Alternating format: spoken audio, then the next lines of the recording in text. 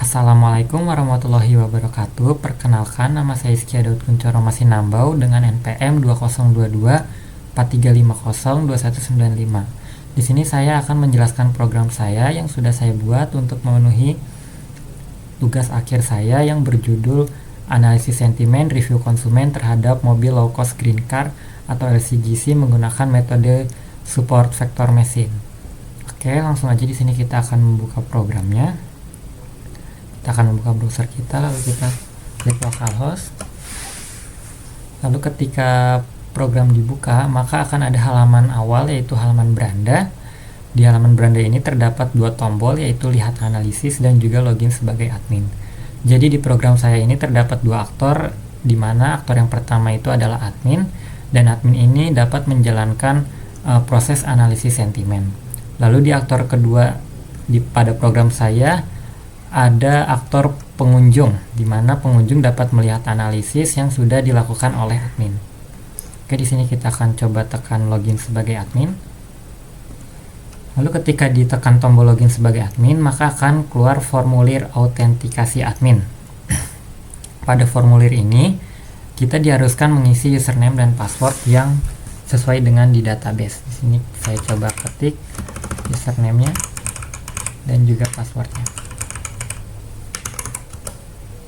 Namun jika username atau passwordnya salah, maka akan muncul notifikasi seperti ini. Ini saya coba untuk menginput password yang benar dan akan login berhasil, lalu diarahkan ke halaman dashboard. Lalu di halaman dashboard ini terdapat beberapa detail data berdasarkan analisis yang sudah dilakukan sebelumnya. Seperti ada data dashboard overview ini yang mencakup total ulasan, lalu jumlah sentimen positif, sentimen negatif, sentimen netral, dan juga ada statistik pre-processing data. Lalu juga ada perbandingan volume sentimen, distribusi sentimen, dan ringkasan eksekutif. Oh ya, lalu di sini juga ada detail per platform. Jadi di program saya ini mengambil dataset dari ketiga platform media sosial ini, yaitu YouTube, TikTok, dan juga Instagram. Oke, selanjutnya kita masuk ke import data.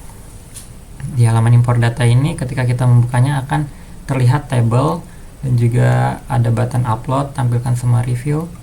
Karena sebelumnya saya sudah menganalisis sentimen, jadi saya ingin menghapus data yang sudah ada terlebih dahulu. Di sini kita dapat menghapus semuanya. Ya.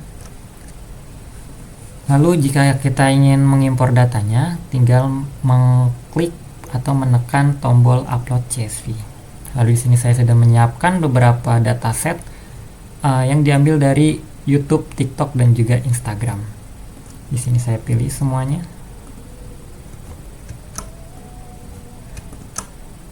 Klik open. Dan ketika sudah selesai diupload, maka dataset akan ditampilkan informasinya pada tabel ini. Informasi yang ditampilkan dapat berupa review, terus sumber, tanggal komentar, dan juga tanggal ditambahkannya dataset. Di sini sumbernya ada YouTube, terus jika kita scroll ke bawah ada TikTok, lalu ada Instagram juga, dan beragam. Lalu jika kita sudah mengecek setiap datasetnya, jika ada yang tidak sesuai dan kita ingin batal untuk menyimpan dataset ini, kita dapat menekan tombol batalkan preview. Namun ketika sudah sesuai datasetnya, kita dapat klik tombol simpan untuk menyimpannya ke database. Di sini saya akan langsung menyimpannya saja dan akan muncul notifikasi pemberitahuan berhasil sempurna, seluruh 5120 data ulasan telah disimpan ke database. Di sini juga tertera ya total datanya. Lalu kita ke tahap selanjutnya, yaitu pre-processing data. Dan di pre-processing data ini ketika kita buka tabelnya langsung memuat seluruh dataset yang sudah kita import tadi.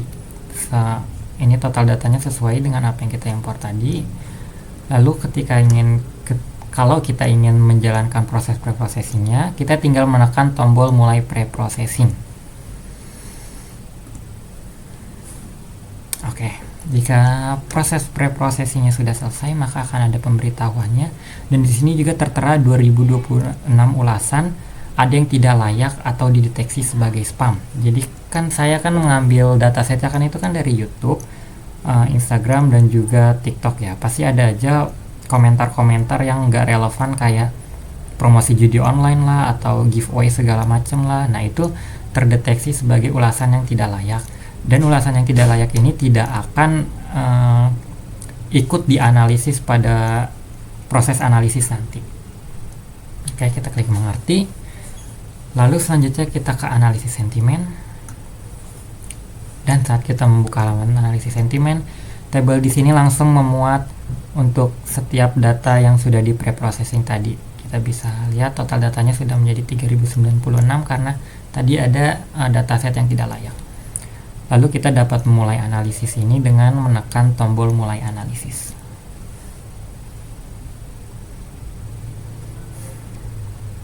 Tunggu. Oke, jika sudah selesai proses analisisnya, maka akan muncul notifikasi lagi dan di sini tertera akurasinya 82,42%. Kita tinggal klik mengerti dan di sini sentimennya juga langsung sudah ada labelnya, ada negatif, positif. Oke, langkah selanjutnya kita ke uji sentimen. Nah, di uji sentimen ini kita dapat menguji sebuah kalimat, apakah kalimat itu terdeteksi benar sebagai netral atau benar sebagai positif, atau malah yang seharusnya positif malah menjadi negatif. Terus kita di sini akan mencobanya. Di sini ada beberapa pilihan secara otomatis kalimatnya. Kita coba di sini pilih kalimatnya positif. Dan kalimatnya itu berisikan mobil ini sangat bagus dan nyaman untuk keluarga. Lalu kita dapat mengujinya dengan mengklik tombol uji sentimen sekarang. Dan di sini tertera kalau memang terdeteksi positif.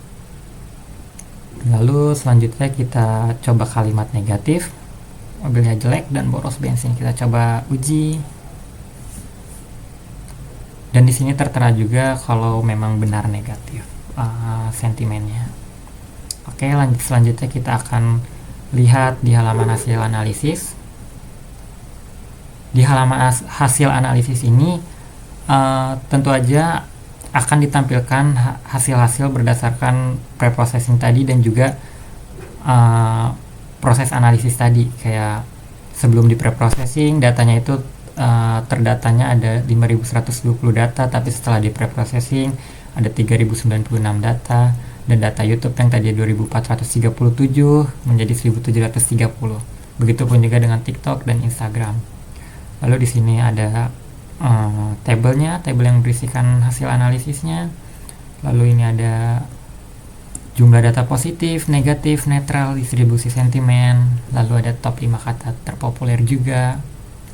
Dan ada detail sentimen per platform. Jadi per platformnya juga terdata. Untuk YouTube positifnya ada 859, negatifnya 249, netralnya 622. Begitupun juga TikTok terdata, Instagram juga terdata. Lalu di bawahnya juga ada evaluasi model SVM-nya. Di sini kita dapat melihat tingkat akurasinya.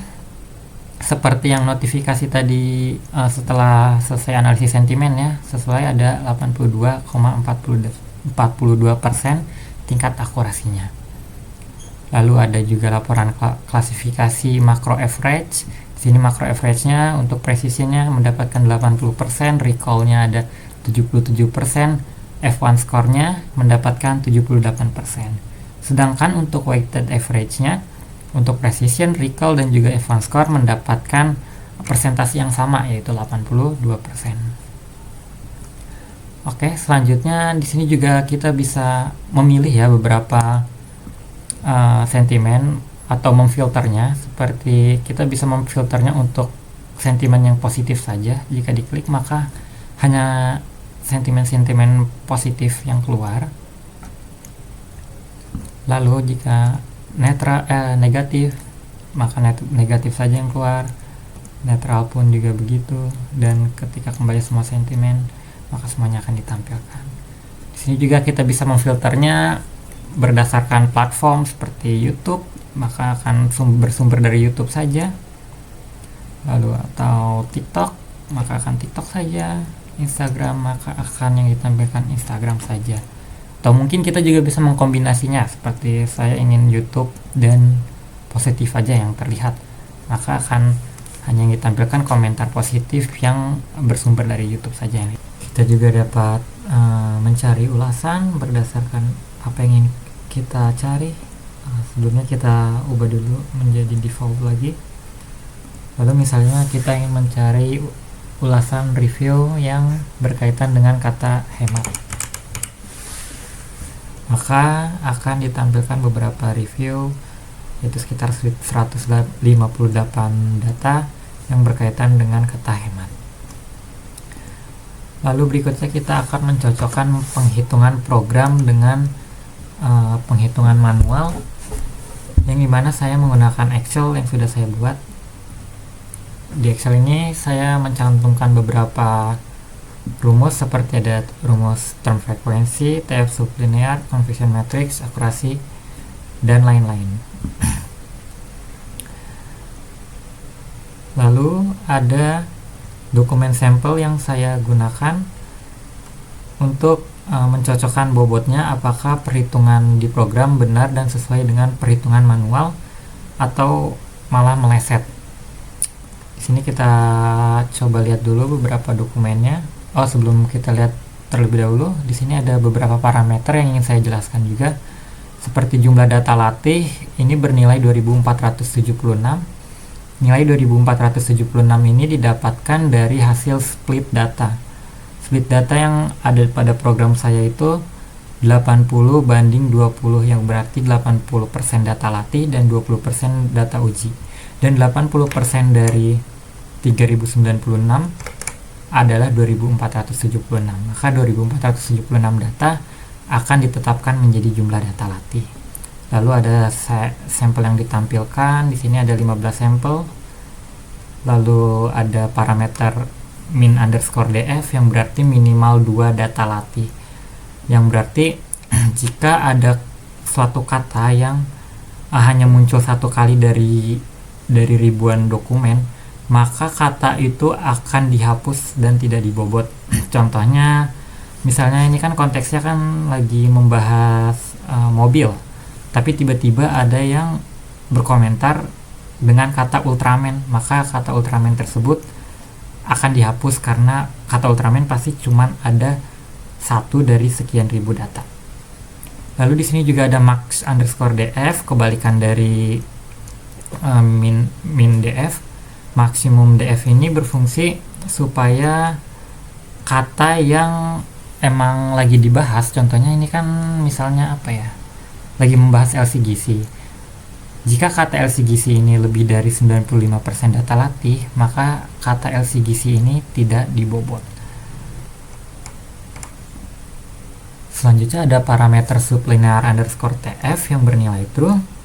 Ini berarti program saya juga menggunakan TF logaritmik, perhitungan TF logaritmik, di mana TF logaritmik ini berfungsi supaya suatu kata yang muncul berulang kali itu nggak dinilai terlalu tinggi, karena kan pasti kan kita suka aja ngelihat review komentar orang yang kalau nge-review tuh barang ini bagus banget. Nah, fungsi TF logaritmik itu supaya kata bagus tidak terlalu besar bobotnya.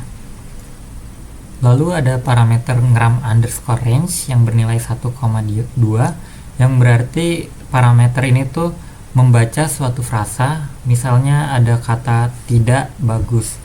Nah, tidak bagus itu akan dibaca menjadi satu frasa itu sendiri, yaitu tidak bagus. Dimana kalau kita nggak pakai parameter ini, berarti sistem akan membacanya tidak dan bagus, jadi dibacanya satu persatu, yang dimana itu berbeda arti, tentu saja beda arti. Dan itulah fungsinya dari setiap parameter yang ada di sini. Oke, selanjutnya kita akan coba mencari bobot dari dokumen satu ini.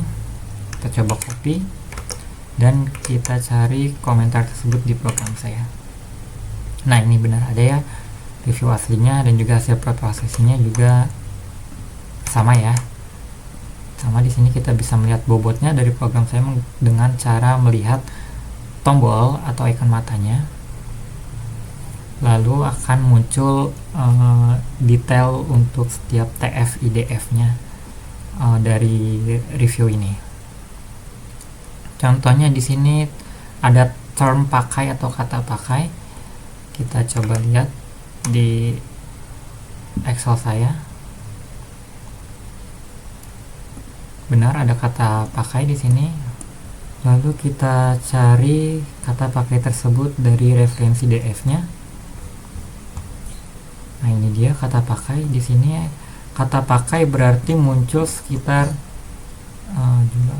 jumlahnya itu sekitar 230 kali. 230 kali ini dapat kita cek di dokumen per termnya. Kita coba scroll sampai ketemu kata pakai.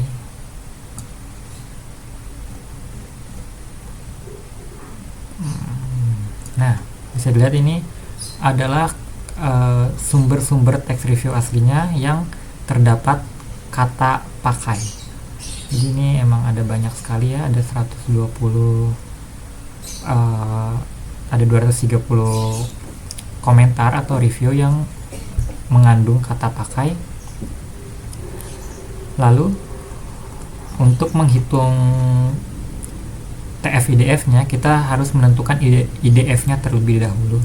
Untuk menghitung IDF-nya sendiri ada rumus yang digunakan, yaitu seperti ini, atau kita bisa lihat di daftar rumus juga. Nah, yang seperti ini. Rumusnya itu IDF term T sama dengan logaritma natural dari 1 tambah N dibagi 1 tambah DF term T kemudian ditambah 1. Lalu dari rumus ini kita bisa menggunakannya dalam Excel dengan bentuk seperti ini. Dan dari perhitungan tersebut akan didapatkan nilai IDF dari kata pakai, yaitu 3,372 sekian. Lalu untuk perhitungan TF-IDF-nya kita bisa lihat, dan di sini kita cari terlebih. Lalu di sini ada kata pakainya. Kita zoom out saja. Mungkin akan terlihat kecil sekali ya.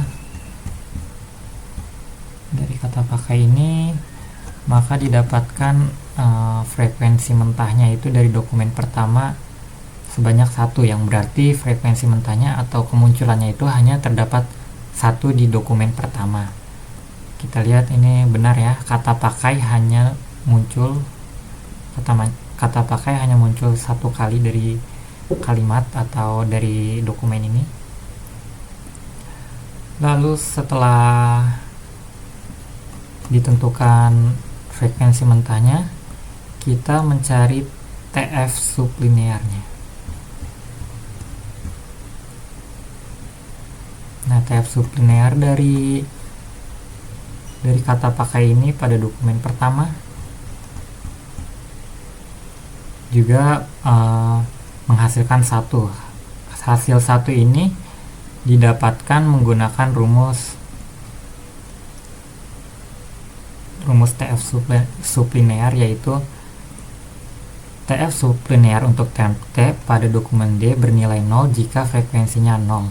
Jika lebih dari 0, nilainya 1 ditambah logaritma natural frekuensi, atau yang jika dijadikan rumus Excel menjadi seperti ini.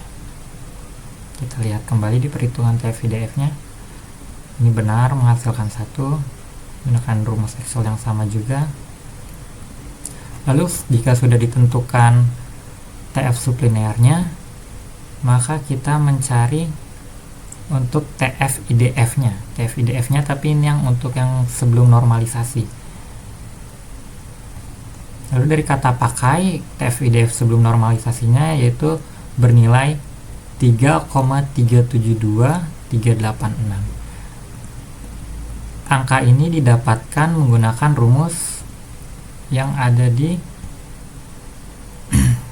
daftar rumus, yaitu bobot W untuk term D pada dokumen D sama dengan TF sublinear dikalikan IDF term T. Dan dari rumus ini kita dapat menggunakan Excel-nya dalam bentuk seperti ini. Kita lihat kembali. Dan ini rumusnya juga sudah sesuai ya dengan yang di daftar rumus tadi dan menghasilkan angka sekian. Selanjutnya, setelah didapatkan TF-IDF yang sebelum normalisasi, akan ada perhitungan terakhir, yaitu TF-IDF dengan normalisasi L2. Untuk hasilnya dari kata pakai yaitu ada di 0,145582 untuk kata pakai tadi. Dan angka segini, angka 0,145582 ini didapatkan menggunakan rumus normalisasi L2, di mana rumusnya itu TF-IDF L2 untuk term T pada dokumen D sama dengan bobot W dibagi norma L2 dokumen D. Atau yang jika kita ingin implementasikannya ke Excel menjadi seperti ini. Kita cek kembali. Ini dia. Ini sesuai ya rumusnya dengan yang tadi di daftar rumus ini. Bentuknya sama. Oke, lalu ini adalah hasil dari TF-IDF dari kata pakai. Kita dapat mengeceknya langsung untuk membandingkannya dengan yang ada di program. Yang di program ini hasilnya 0,1456, karena untuk di program ini dia menggunakan pembulatan, yang dimana 0,145558 tadi yang di Excel ini akan dibulatkan menjadi 0,1456 di program saya. Jadi ini bisa kita anggap sesuai ya. Lalu kita coba cari untuk yang term yang keduanya, yaitu LCGC. Kita cari LCGC.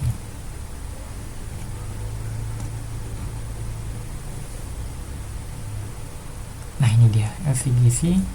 LCGC ini muncul sebanyak 655 kali dari semua dokumen. Artinya LCGC ini muncul 650 kali dari semua review juga, dan menghasilkan angka IDF yaitu 2,32864261. Untuk rumusnya masih sama dengan yang tadi kita untuk hitung buat kata pakai. Lalu kita juga bisa cek di dokumen per termnya. Tadi untuk kata LCGC,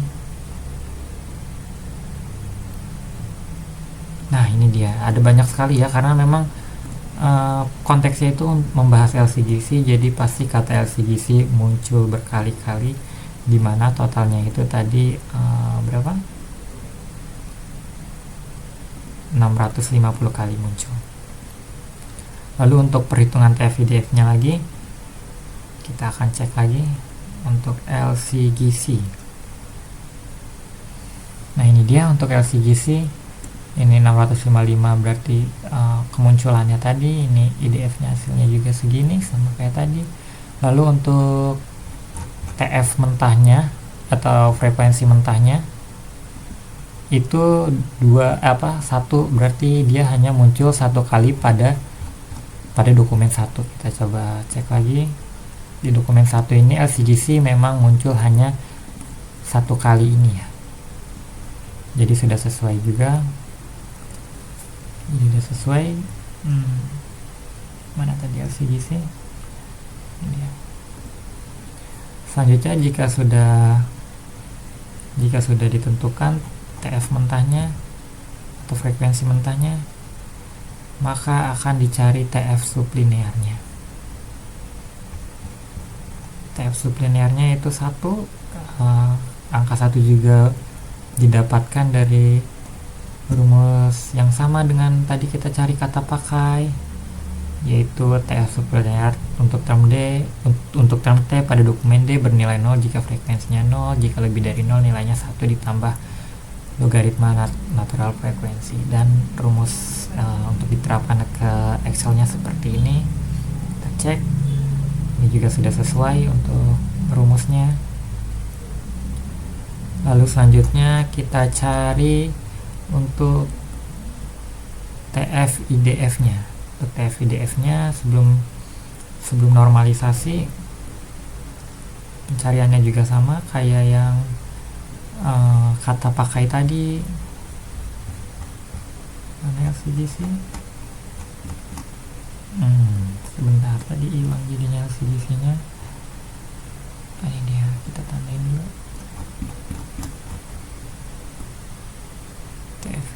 sebelum normalisasi. Nah, untuk di dokumen pertama hasilnya itu 2,32864 dan lagi-lagi ini didapatkan dengan cara yang sama dengan kata pakai tadi. Kita lihat di daftar rumusnya, itu bobot W untuk term T pada dokumen D sama dengan TF sublinear dikalikan IDF term T, atau jika dalam bentuk rumus Excelnya seperti ini. Kita cocokkan lagi, dan sama ya bentuk perhitungannya di perhitungan kata LCGC ini. Lalu jika sudah didapatkan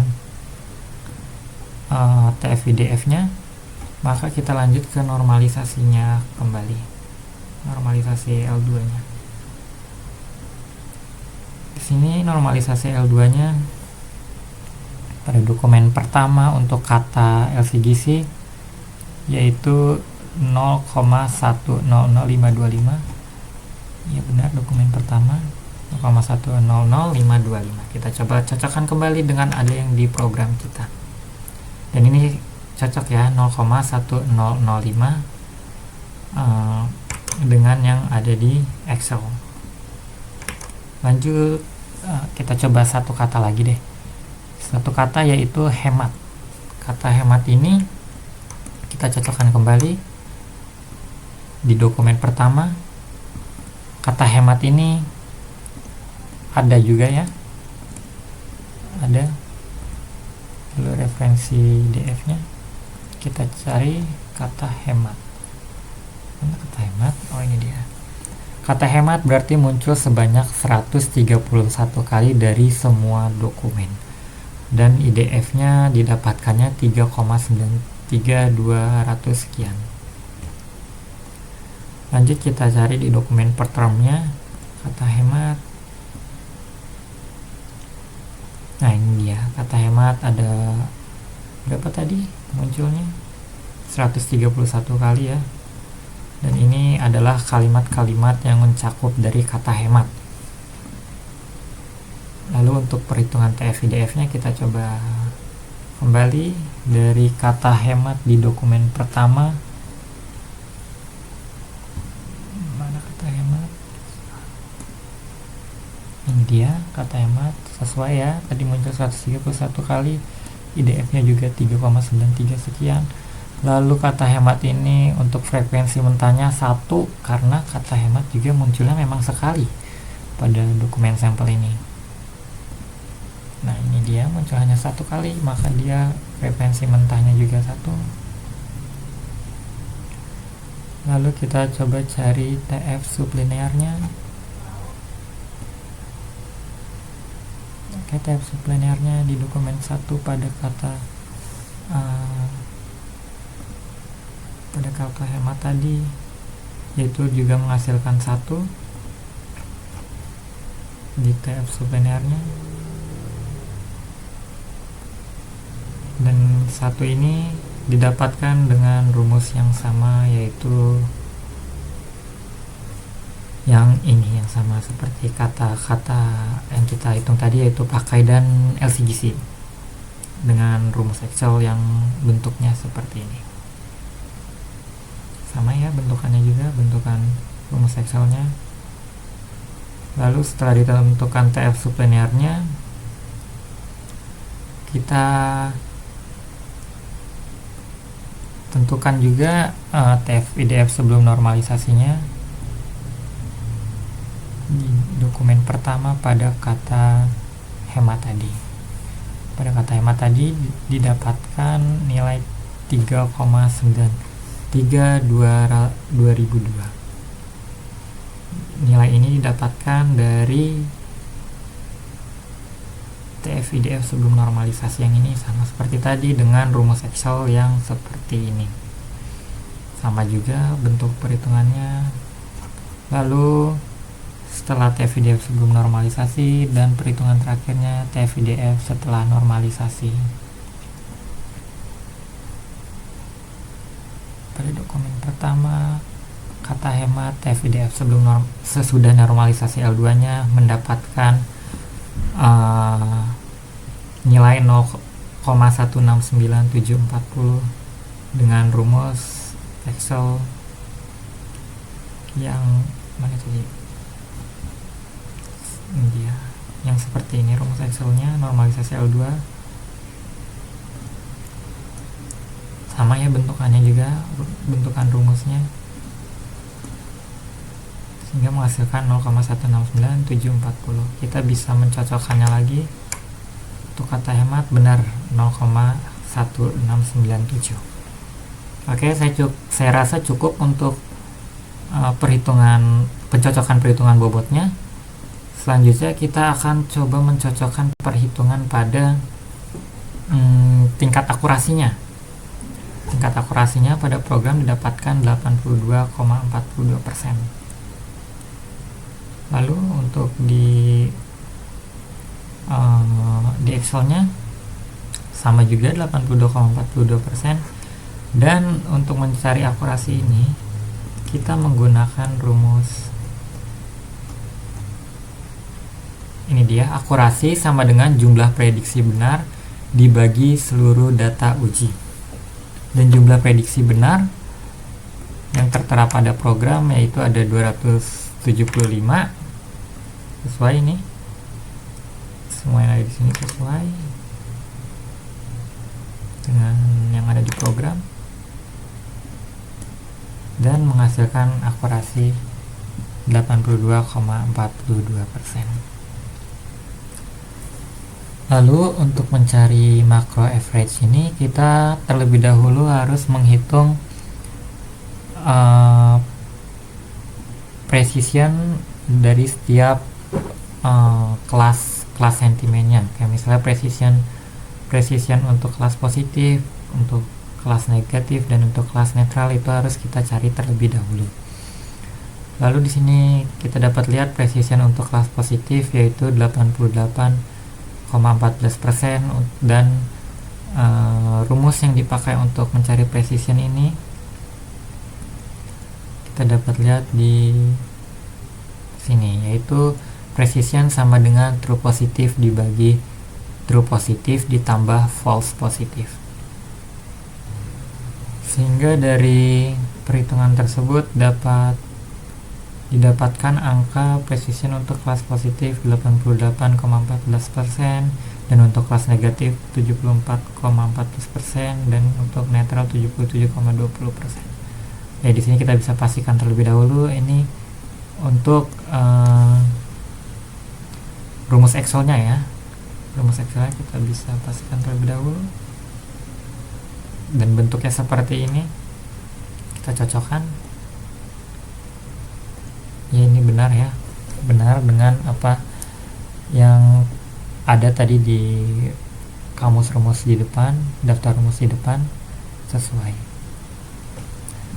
Lalu untuk mencari recall, untuk mencari macro average recall diperlukan juga untuk mencari recall dari setiap kelas sentimennya terlebih dahulu.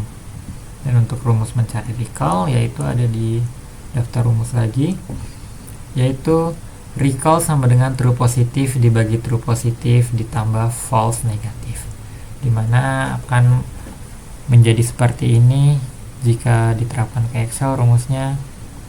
Kita cocokkan lagi rumusnya, ini sama juga ya, bentuknya mirip, sama persis, dan menghasilkan angka 87,86% untuk kelas positif, untuk kelas negatif 60,56%, dan untuk kelas netral 81,78%. Dan begitu pun juga F1 skornya sama dengan precision dan recall harus dicari. Kalau ingin mendapatkan macro average-nya harus dicari dari per kelas sentimennya. Ini dia rumusnya, itu F1 sama dengan 2 kali precision kali recall dibagi precision ditambah recall, atau jika dijadikan rumus Excel bentuknya seperti ini. Lalu kita samakan, ini sama juga, sehingga menghasilkan positifnya 88%, 60 dan 66% nya untuk negatif, 79,42%-nya untuk netral. Lalu jika setiap kelas sentimen dari precision, recall, dan advanced score ini sudah diketahui, maka kita dapat mencari macro average dari precision ini dengan cara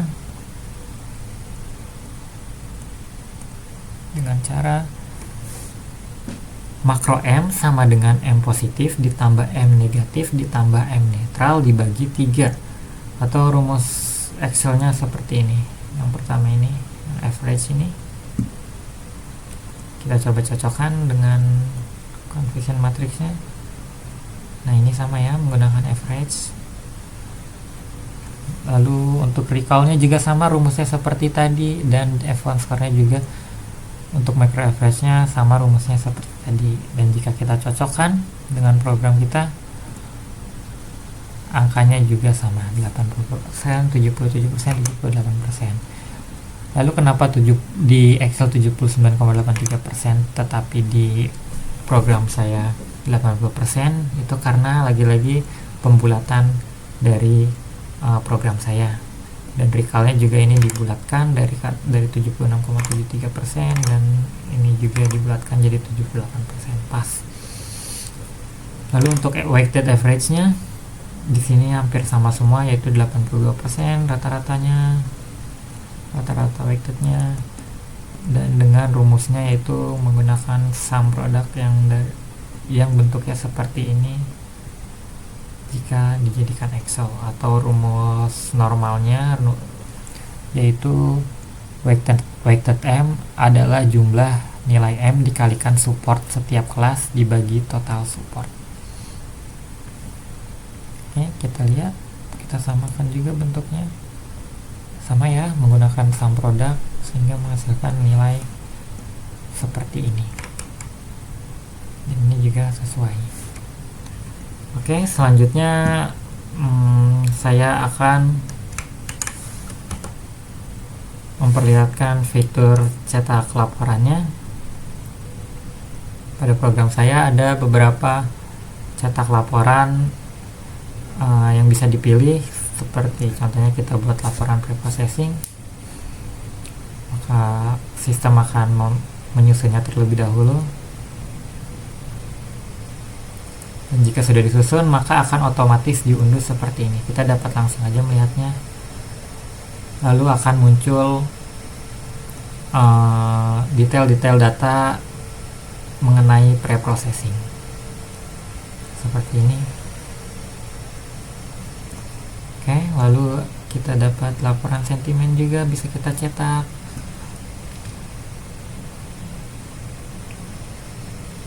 Kita tunggu sistemnya menyusun terlebih dahulu, maka akan langsung otomatis diunduh juga, dan akan keluar informasi mengenai laporan sentimen tadi.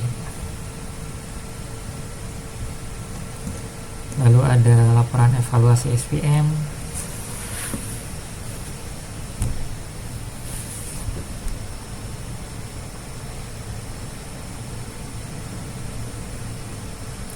dan akan keluar laporan mengenai laporan hasil SVM.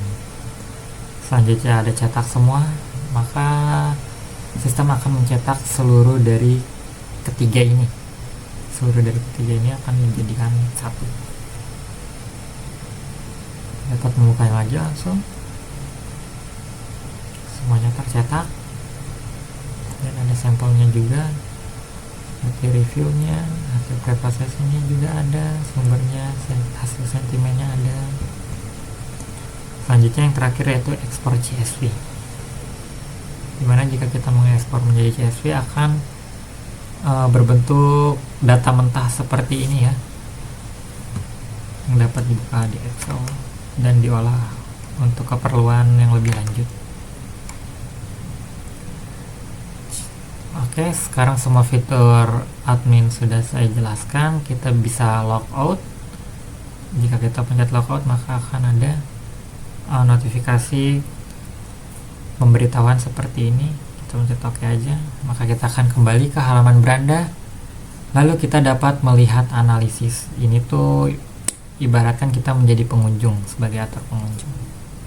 Dan ini adalah dashboardnya, sama persis sih untuk setiap detailnya dengan yang admin, sama persis, hanya saja memang fiturnya terbatas, yaitu pengunjung hanya bisa melihat dashboard lalu melakukan uji sentimen seperti tadi.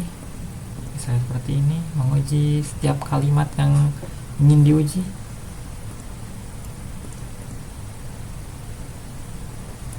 Seperti itu. Lalu hasil analisisnya juga sama persis dengan apa yang ada di admin. Jika sudah selesai untuk melihat-lihat hasil dari analisisnya, kita dapat kembali ke beranda dan kembali ke halaman beranda.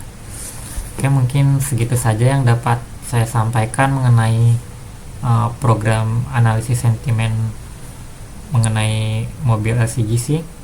Kurang lebihnya mohon maaf. Wassalamualaikum warahmatullahi wabarakatuh.